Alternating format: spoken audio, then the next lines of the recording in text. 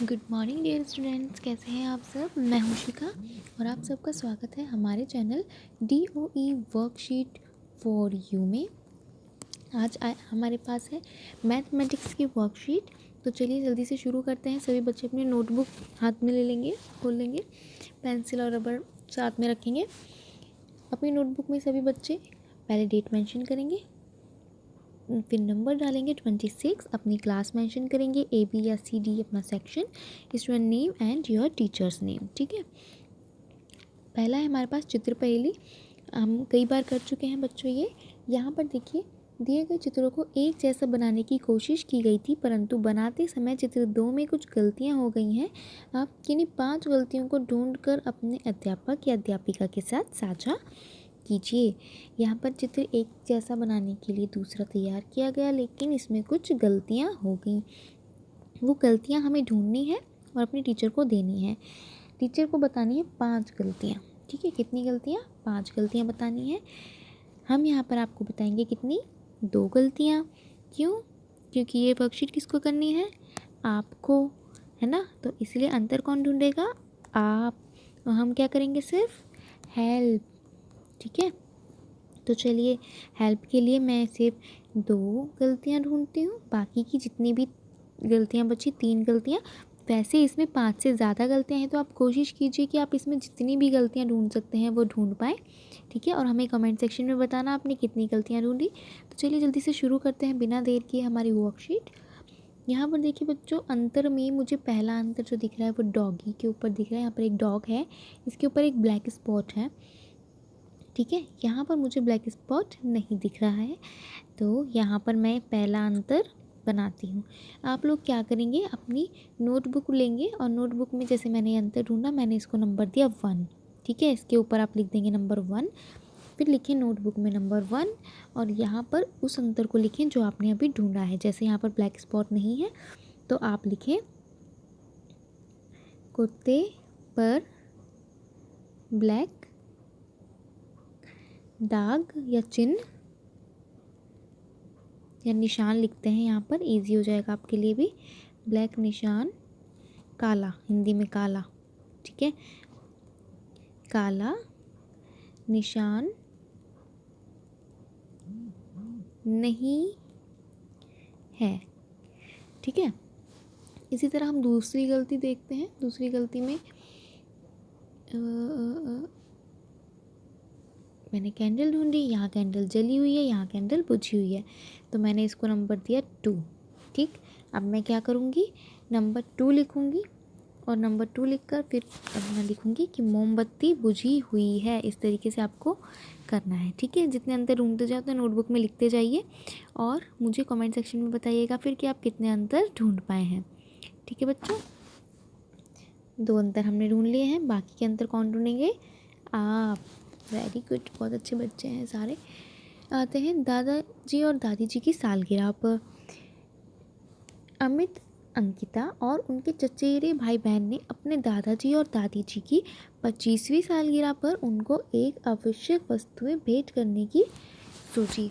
50वीं सालगिरह पर उनको कुछ आवश्यक वस्तुएं भेंट करने की सोची। उन्होंने 50th एनिवर्सरी मनाई। ठीक है, 50वीं। उस पर उन्होंने सोचा कि दादाजी और दादी जी को कुछ गिफ्ट किया जाए। इसके लिए एक सूची तैयार की गई जिसमें दादाजी के लिए ऐनक और चप्पलें तथा दादी जी के लिए साड़ी और शॉल को शामिल किया गया। ऐनक मीन्स तो पता है, चश्मा होता है। उनको उपहार देने के लिए सभी ने अपनी गुल्लक से रुपए इकट्ठे किए।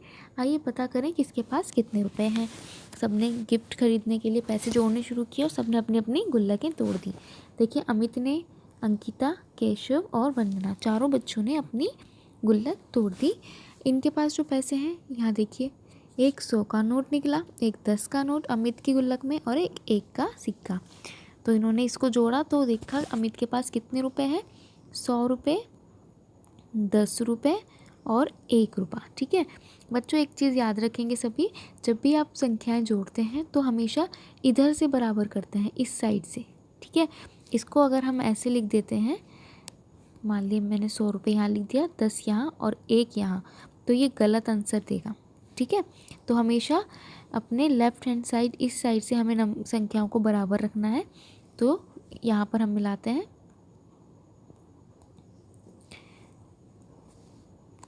100 रुपये, 100 रुपीज़ नोट है, फिर 10 रुपीज़ है तो मुझे इधर से बराबर करना है, ठीक है।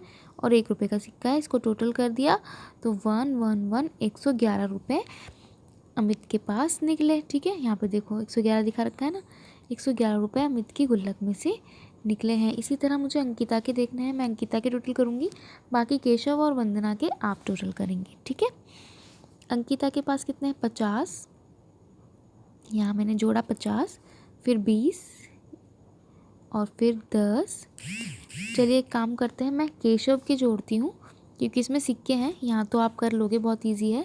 तो मैं जो पार्ट कर रही हूँ वो मैं कर रही हूँ थर्ड केशव का।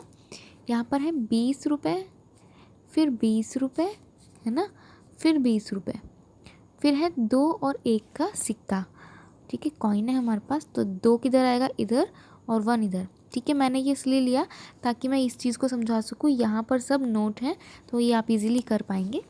अब इनको मैं टोटल करना है, 2 और 1 3, 0 0 3 ही रहेगा, 3, और यहाँ पर है 2 3 4 5 6, ठीक है, 63। यानी कि केशव के पास कितने रुपए हैं? 63। अब देखो बच्चों, आपने ध्यान दिया 20 यहाँ लिखा है, 20 और 20, लेकिन 2 मैंने इधर नहीं लिखा, 2 मैंने कहाँ लिखा? इस साइड, और 1 भी इस साइड, ठीक है। आपको ये चीज़ खाली रखनी है अगर आपके पास संख्याएं कम है तो, ओके। तो हमारे पास जो केशव है उसने अपनी गुल्लक तोड़ी, उसमें कितने रुपए निकले बच्चों?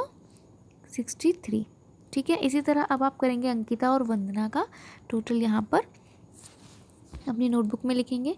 आप ये नोट अपनी नोटबुक में बनाएंगे, कलर करने की ज़रूरत नहीं है, सिंपल ऐसे नोट बनाकर आप उसमें सिर्फ संख्याएं लिख सकते हैं, ठीक है। बच्चों आइए अब नीचे दिए गए प्रश्नों के उत्तर देने का प्रयास करते हैं। दादी जी की नई ऐनक का मूल्य 150 रुपये है, तो किस बच्चे की गुल्लक के रुपयों से दादाजी की ऐनक खरीदी जा सकती है? देखिए बच्चों, अभी हमने यहाँ पे सिर्फ कुछ ही रुपए, सिर्फ 2 चीज़ों का ही किया है, 2 बच्चों का, 111 और 63। अब आप देखिए दादाजी की जो ऐनक है वो 150 रुपये में ख़रीदी जा सकती है, तो इनमें से किसी एक के पैसे 150 रुपये से ऊपर होंगे रुपए, ठीक है, 150 से ज़्यादा रुपए होंगे, तो उसी बच्चे का नाम आप यहाँ लिखेंगे कि किसकी गुल्लक के पैसों से दादाजी का तोहफ़ा लिया जा सकता है। सबसे कम रुपए किस बच्चे की गुल्लक में मिले हैं, ये भी आप बताएंगे कि सबसे कम पैसे किसकी गुल्लक में मिले हैं, उस बच्चे का आप नाम बताएंगे, ठीक है। ये आप कर सकते हैं खुद से, मुझे बताने की ज़रूरत नहीं है। अभिभावकों के लिए सुझाव है, बच्चों को परिवार के सदस्यों के साथ बैठने और मिलकर त्यौहार मनाने के लिए प्रेरित कीजिए। इनसे मिलने वाले पारिवारिक मूल्यों पर चिंतन करने के लिए प्रोत्साहित कीजिए। बच्चों के साथ बैठिए और उनको ये समझाइए कि वो अपना थोड़ा सा समय परिवार के साथ भी निकाले, ठीक है, और साथ में मिलकर त्यौहार मनाएं, इसके लिए प्रेरित कीजिए। कोविड के संदर्भ में उचित व्यवहार संबंधी संदेश है। कोविड-19 के विरुद्ध लड़ाई में सुरक्षित रहने के लिए मास्क पहने, बिना मास्क लगाए घर से बाहर बिल्कुल भी ना जाएं, ठीक है। तो आज की वर्कशीट में बेटा इतना ही है, मिलते हैं अगली वर्कशीट लेकर। आज की वर्कशीट हमारी कंप्लीट हो गई है, और इस वर्कशीट का जो भी काम आपने किया है आज की वर्कशीट का, वो अपने टीचर्स के साथ शेयर कीजिए। तो मिलेंगे नेक्स्ट वर्कशीट में, ठीक है। तब तक के लिए अगर आपने चैनल को सब्सक्राइब नहीं किया है, प्लीज़ चैनल को सब्सक्राइब करें, वीडियोज़ को लाइक और शेयर करना बिल्कुल ना भूलें। Thank you.